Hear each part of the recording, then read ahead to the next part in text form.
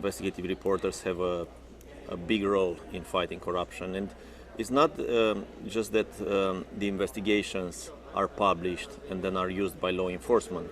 When you're exposing criminal groups operating all the way from, for instance, from Africa to Eastern Europe,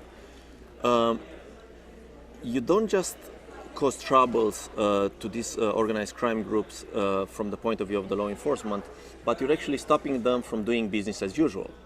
Because what you do when you investigate them is you expose all their infrastructure. That is lots of companies, proxies that they are using, criminal methods, you expose their criminal proceeds and all this. And once these are in the open, you make it harder for them to operate. So there's various levels at which investigative reporters are affecting organized crime and corruption. At OCCRP, we had a great return on investment. For instance, OCCRP is an NGO, right? And we got, for instance, in a span of like 7 years, about $7 million in funding. But our reporting contributed to freezing of assets in the tune of more than $4 billion. So there's a more than 50,000% return on investment. So it's not just money that was frozen by governments or assets or properties, but our reporting also led to officials resigning from their posts in the government or being fired. We had officials going to jail as a result of our reporting. We had populations in many countries, taking advantage of our information in making informed decisions when voting, for instance, in electoral processes. So there's various levels where we had an impact as an investigative reporting network.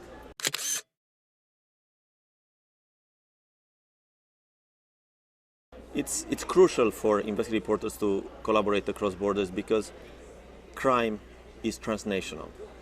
There's no country on earth where the high-level corruption is conducted only locally.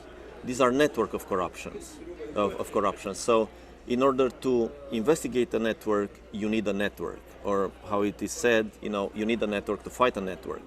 And the criminals, these are very, very creative people. They travel a lot. They cross frontiers at ease. So in order to be able to match them, you have to do the same.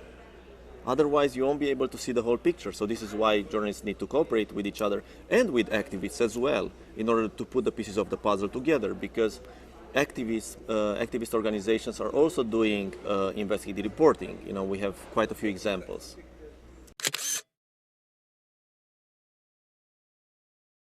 Well, it's really important to follow up. You don't stop. You never stop. Actually, your next story needs to be better and needs to be built on your previous stories.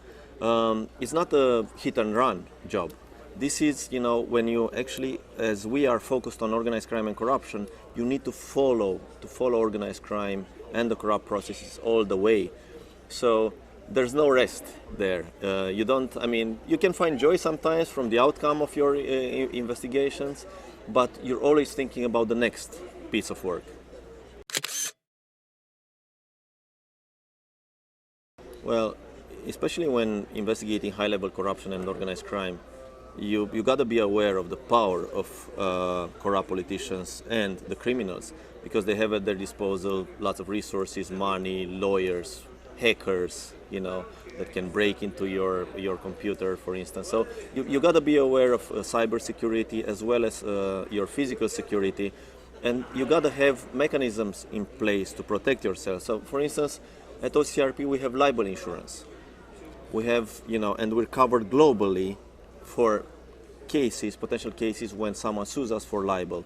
And the thing is, once you publish on the internet, you can be sued at the same time in multiple jurisdictions if the persons that you're writing about can prove that IPs from various countries access the story, so they can sue you in those particular countries.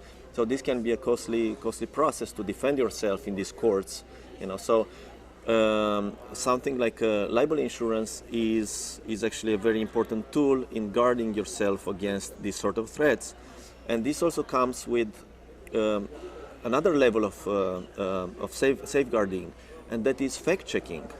That's our first line of defense.